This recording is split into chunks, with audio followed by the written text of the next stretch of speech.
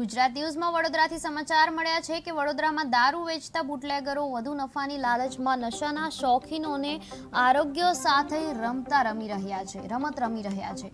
PCB પોલીસે હાથીખાના વિસ્તારમાં રહેતા અઝીમ મેમણને દમણથી લાવેલા સસ્તા દારૂને બ્રાન્ડેડ બોટલમાં ભરી વેચતો પકડી પાડ્યો છે। આરોપી પ્લાસ્ટિકના કારબામાં દારૂ ભરી તેમાં પાણી અને ફ્લેવર ઉમેરી ખાલી બ્રાન્ડેડ બોટલમાં ભરી ભંગાર દેઠ ભાવી વેચાણ કરતો હતો।